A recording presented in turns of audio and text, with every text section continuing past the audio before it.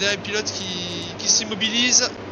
Oui, et puis on voit pas trop de surprises au niveau des chocs pneumatiques, beaucoup de pilotes en médium, 2 pilotes en pneu hard qui est surprenant, et un pilote en pneu soft qui est le pilote Red Bull, Lolo.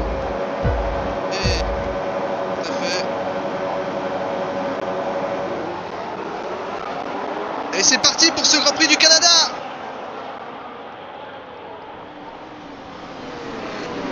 On voit que pour l'instant c'est un petit peu compliqué de se faire une place. Et Redan qui est déjà en difficulté. Oui, et regardez derrière, ça a tapé déjà entre certaines monoplaces. Et Seb qui a pris le meilleur pour l'instant sur la McLaren. Et du coup qui vire en tête. Regardez, un Jeff malgré ses pneumatiques durs qui lui est déjà quatrième. Oui, là, il a fait un sacré bon, il a fait un bon classement. Je m'interroge hein, sur les deux pilotes de tête, ils avaient l'air extrêmement collés. Est-ce qu'il n'y aurait pas eu de contact entre les deux leaders? Peut-être des dégâts de fond alors que vous voyez un Corentin derrière, qui a un aileron avant complètement détruit. Ou alors qu'attention derrière! Oh le crash avec Lolo et Nathan!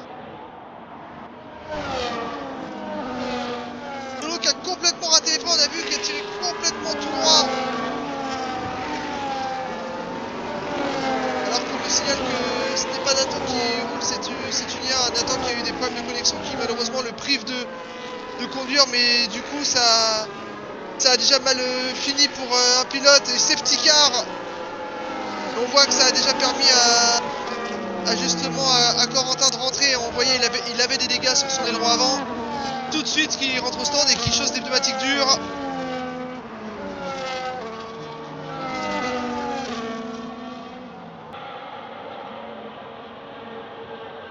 Et vous le voyez, hein, la safety car qui va déjà s'effacer, hein, la relance qui va avoir lieu. On voit là Seb qui dicte le rythme et Oui, qui va choisir le meilleur moment. à mon avis, il va relancer juste après la chicane, qui est le meilleur moment pour relancer. Et non, regardez, il relance avant. Il a surpris tout le monde comme ça, Seb. Il s'est offert un peu d'espace grâce à Sarah, mais attention, ça glisse énormément là pour la Aston Martin. Il y a déjà Max qui est très proche sur Enzo. Au freinage du virage 1, il va réussir à se positionner là, le pilote Racing Plus. Et là aussi, hein, ça se laisse parfaitement de la place entre les deux, c'est très joliment fait. Attention de ne pas trop se porter vers l'extérieur. Et ils sont toujours côte à côte là pour l'essai du virage 3, attention. Oh, il s'est passé pour Max, incroyable. Les leaders qui sont sur une autre planète actuellement niveau rythme. Alors que là, Redan se montre particulièrement menaçant là sur Seb. On va essayer de se rapprocher le maximum, optimiser sa sortie pour pouvoir attaquer dans cette droite entre le virage 12 et 13. Et là, il est très très proche, Redan. Et ça va très logiquement passer. Hein, vous voyez, le delta de vitesse, ERS, DRS. Là, il Et attend, il non, patiente. ça reste derrière. Et regardez hein, la gestion de batterie entre les deux pilotes. Très très peu d'écart de batterie.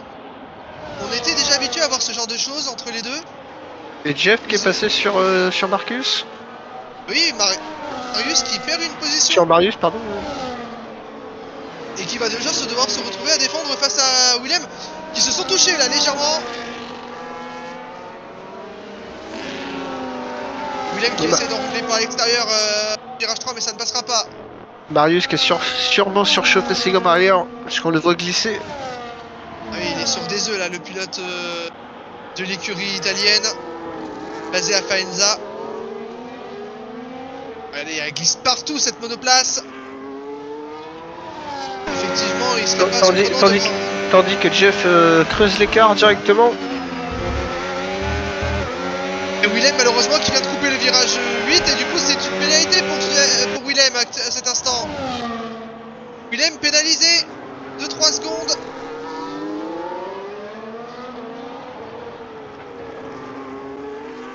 Et Marius qui malheureusement ne sera pas dans la zone DRS de Jeff. Normalement on ne verra pas ses ronds s'abaisser. Et regardez hein, Willem qui tout de suite en profite. Marius qui essaye même pas de défendre hein, face à Aston Martin, il le sait, ils sont pas du tout au même rythme. On voit cette voiture complètement à la dérive.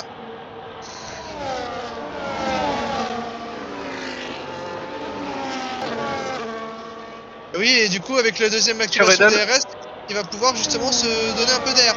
Mais attention à Reika, parce que là, ils arrivent sur un retardataire. Il va pas falloir qu'ils gênent le pilote Red Bull. Parce que là, la bataille devant est tout autre. Non. Oh, et le contact entre Reika et Seb. Non. Oh, c'est une catastrophe là pour Seb. Et regardez, du coup, Max qui en profite. Seb qui a complètement pété son aileron du coup, pour le coup. Oh, la catastrophe là pour Seb. La monoplace autrichienne qui s'était pas écartée à temps et qui du coup Seb à devoir rentrer au stand après des dégâts.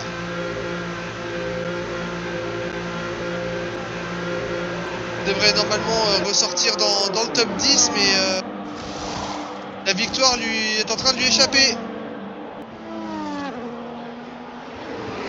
Alors que derrière on a une lutte entre justement Matto et Frogs, ce qui va permettre encore à Seb de revenir encore plus vite.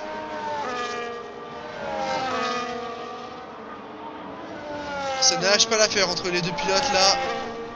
Vous voyez, hein, en tout petit, on l'a vu voir en bref à l'instant. Seb qui est en train de fondre sur ce binôme. On va pas tarder à arriver à la mi-course. Oh, et safety car. Oh, et le crash.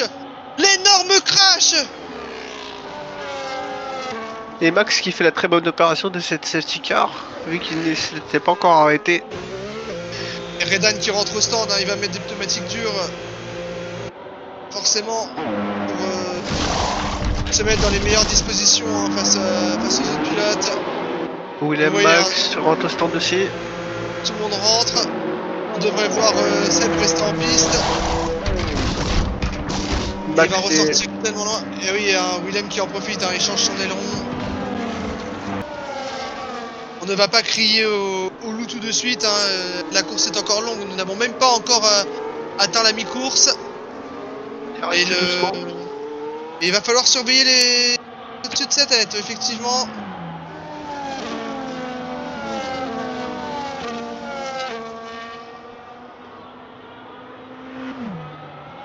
Alors que la safety car rentre à la fin de ce tour. Safety car qui a décidé de s'effacer très tardivement. Attention au pilote derrière, alors que ça se décale, il y en a qui se sont fait surprendre.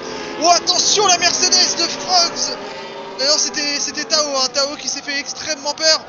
Et s'est relancé pour Redan.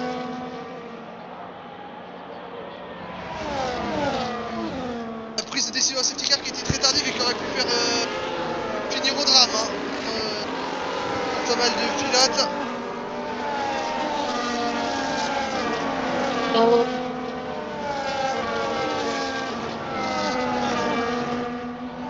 Là vous voyez Redan qui s'échappe, hein, Marius qui, on le rappelle, est sur des pneumatiques un peu plus usées hein, que les pilotes derrière lui. Et du coup Willem qui est en mauvaise position, un peu pris au piège hein, là, entre les deux voitures italiennes. Et qui va déjà réussir à prendre le meilleur sur Marius. Et ça passe pour Willem. Et forcément hein, le Max qui emboîte le pas à son coéquipier, hein, il le sait. Et regardez Seb, hein, Seb il est remonté derrière, il est déjà 5ème. Seb va peut-être pouvoir revenir en renfort et il est pas si loin.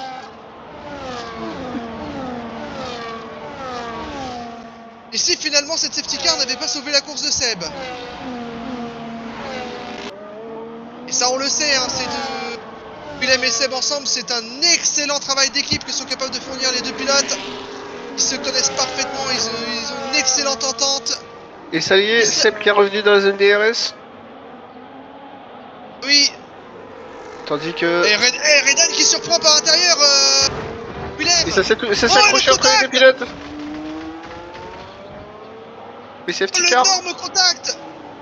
Pour l'instant on a un simple drapeau, mais là par contre il doit avoir des très très gros dégâts pour ces deux pilotes. Et malheureusement le malheur de Seb maintenant s'est abattu sur ces deux autres pilotes là. Attention derrière, il y a Marius qui arrive très fort.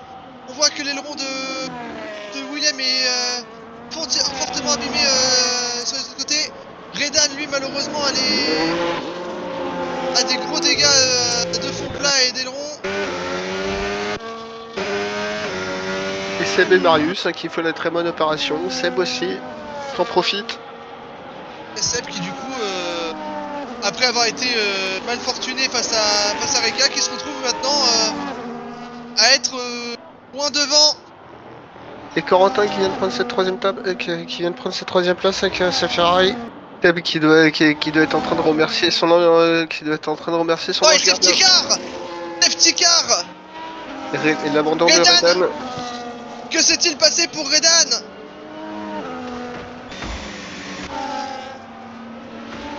Au virage... C'était à la sortie du virage 9.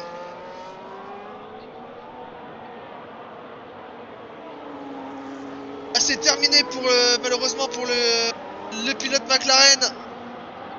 Et c'est peut-être Max là qui a vraiment fait la bonne opération. Et Seb, lui, de son côté, s'est fait piéger. On a vu Seb sur la première relance de safety car qui a fait une très très bonne relance qui est surprise. Ses poursuivants va-t-il recommencer? Regardez, un Max qui ne veut pas se faire avoir, hein. Cette fois il ne zigzague pas. Il ne veut, même s'il sait que c'est tentant d'essayer de garder ses températures, parce que là ses pneus, à ne pas en douter, ils sont froids hein, pour Max. Il ne veut surtout pas justement avoir à être surpris. Seb a tout intérêt d'attendre le dernier moment pour relancer la course. Il ne relance pas, hein, il ne relance pas. Il va aller jusqu'à la ligne d'arrivée pour lancer. Il y a un crash mais derrière l'énorme crash. Oh, que s'est-il passé derrière? Ça va être un drapeau rouge. Et safety car de nouveau. Regardez, il y a plein de voitures qui sont restées au carreau. Il est possible parce qu'il le sait hein. Oh, et Minao, l'abandon. L'abandon de Minao. Le safety car. Et safety car. Et la pluie est là. La pluie est là. Regardez, les premières gouttes sont déjà en train de tomber.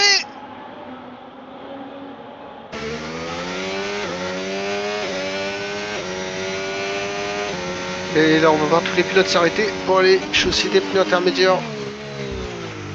Oui, parce que c'est l'air de glisser dans le secteur 2. Oui, ça a l'air de s'humidifier très très vite, hein, regardez. En tout cas, les deux leaders qui s'arrêtent. Ah, tous les pilotes vont s'arrêter, ils le savent. Hein. Il pleut, il y a une safety car, ça va mettre du temps à relancer, la piste va avoir le temps de s'humidifier.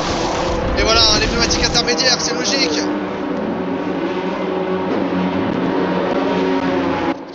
Et Seb qui a gardé son avantage Oui, de très peu.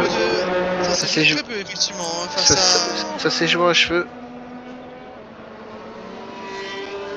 Et là, il ne faut surtout pas détruire les pneus hein, sur ce laps de temps. Être très précautionneux hein, parce que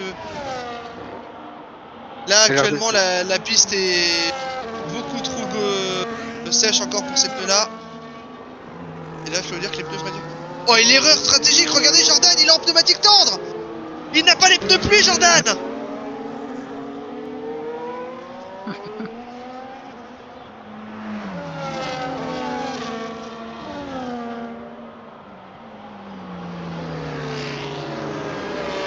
Et le Canada hein, qui reste vraiment un circuit maudit, hein, on le rappelle. Ils étaient plus que 7 en pré-saison de la saison 2. Et là ils sont déjà plus que 11. On fait un rappel malheureusement des troupes, hein, des pilotes qui malheureusement nous ont quitté. Un Nathan qui n'a même pas pu prendre part à la course. Lolo, Enzo, Reika, Redan, Minao. Bon, alors que ça nous annonce un orage, hein, des conditions vraiment dantesques d'ici 15 minutes. La fin de course qui va être sous des conditions apocalyptiques.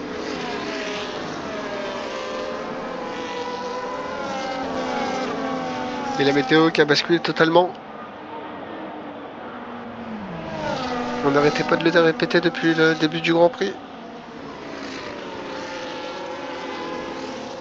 Jordan a forcément qui retourne au stand hein, pour mettre des pneumatiques intermédiaires. C'est assez logique.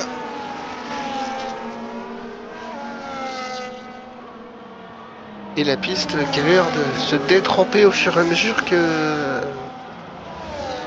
qu'ils font des tours sous safety car. Pour l'instant, la piste est encore suffisamment sèche pour ne pas provoquer de spray. Hein. On rappelle que cette eau qui se dégage des roues et qui est aspirée par effet de succion par le diffuseur de la monoplace qui vient à projeter une sorte de brume gigantesque auprès de la voiture suiveuse. Pour l'instant, la piste n'est pas encore suffisamment détrempée pour voir ce genre d'effet visuel se produire. Ça ne devrait tarder. On voit la piste qui commence à être bien mouillée. Hein.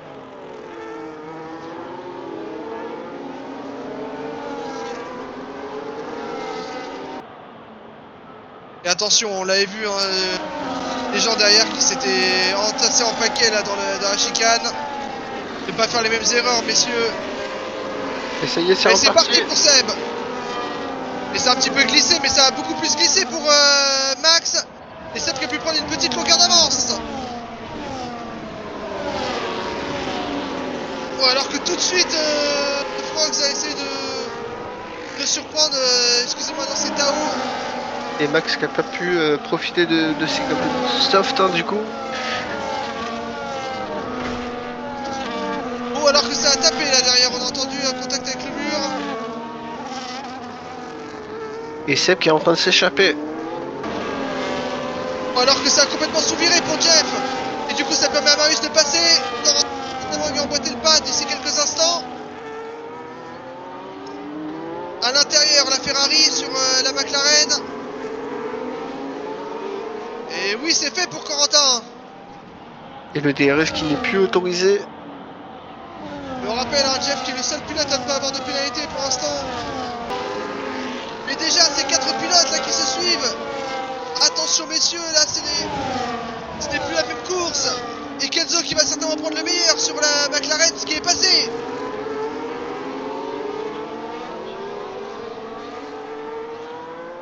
Et alors que les conditions commencent déjà à être rudes, eh bien on nous annonce que la condition pourrait peut-être encore empirer. La piste qui devient détrempée. Eh oui, ça y est, on parlait de cet effet de spray, on commence à les voir derrière les monoplaces. Regardez, on voit cet effet tracé alors que Kenzo lui a touché le mur des champions. C'est le classement pilote, hein, si les choses en restent là. Seb qui du coup prendrait la tête de ce championnat à la mi-saison. Là aussi, hein, c'est psychologiquement ça a un impact, hein, avant la trêve de se laisser justement sur une note positive. Occasion justement pour rappeler, hein, que il n'y aura pas de Grand Prix ce vendredi prochain. La trêve de mi-saison aura lieu comme pour la saison passée. Et du coup, on se retrouvera dans 15 jours pour le Grand Prix d'Italie. Le Grand Prix qui aura été présent lors de toutes les saisons du SXR Championship. Par un coup du hasard. Le circuit de Monza qui devient un taulier de ce championnat. Et il lance. Il lancera du coup la nouvelle salve de 4 Grands Prix, hein, puisqu'il sera suivi des États-Unis, du Brésil qui lui aussi du coup aura fait les 3 saisons. Et enfin on terminera cette saison 3 le 19 juin au Qatar. Alors que ça y est, on est dans le dernier tour pour le leader. 3 secondes 7 d'avance, il a moins de pénalité. Il voulait la pluie. Et bien Seb va réussir à s'imposer après un Grand Prix ô combien compliqué, où tout semblait perdu après ce contact avec Reika. Il a voulu l'appui et son vœu est exaucé.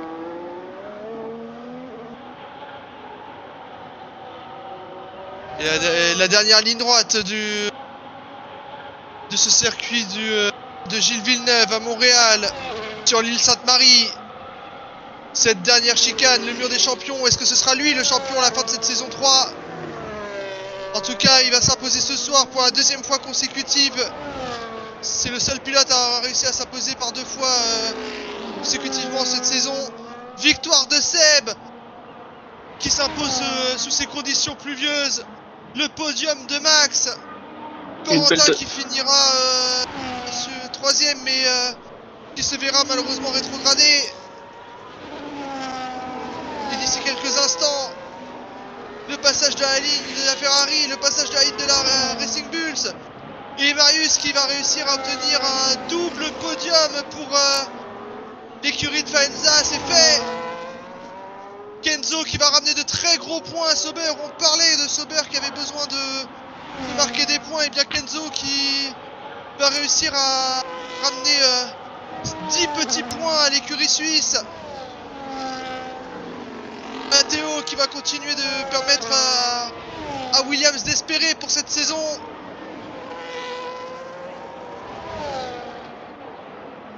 La 7ème place de Willem dans quelques instants. Alors que du coup ont déjà passé la ligne Jeff et Jordan. Jeff qui ramènera de 4 petits points pour l'écurie britannique, les papayes. Et Jordan qui les 2 points avec ce pari à la fin des pneumatiques Maxi Pluie qui n'aura pas marché. Et Frogs qui du coup va faire en sorte de... Et Frogs qui crève lors de ce dernier tour. Il finit sur 2 roues. Oui. Et cette voiture qui aura été ô combien détruite sur cette course, mais qui malgré tout aura vu le drapeau à damier. Quel courage là de la part de Frogs. Il le disait en interview justement que sa mentalité avait changé, que justement il fallait prendre chaque course comme elles étaient. Et bien vous le voyez, hein, c'est ce changement de mental, il passe aussi par ces moments-là à faire le dos rond face à ces coups durs. Mais là l'heure n'est pas au coup dur, c'est à la victoire de Seb qui va du coup s'octroyer vraisemblablement la tête du championnat. 2ème victoire d'affilée pour le pilote vice-champion la saison passée. Et c'est Racing Bulls qui fait un magnifique 2ème et 3ème place. L'écurie italienne, petite sœur de Red Bull qui devrait prendre très logiquement la tête du championnat constructeur et avec ô combien la manière. Et vous le voyez, hein, du coup les 10 pilotes qui auront réussi à franchir la ligne. Hein. Malheureusement, ça n'aura pas été le cas de Nathan, ça n'aura pas été le cas de Lolo, ça n'aura pas été le cas de Tao, de Redan. L'occasion pour nous de vous remercier une nouvelle fois de nous avoir regardé jusqu'à cette heure tardive.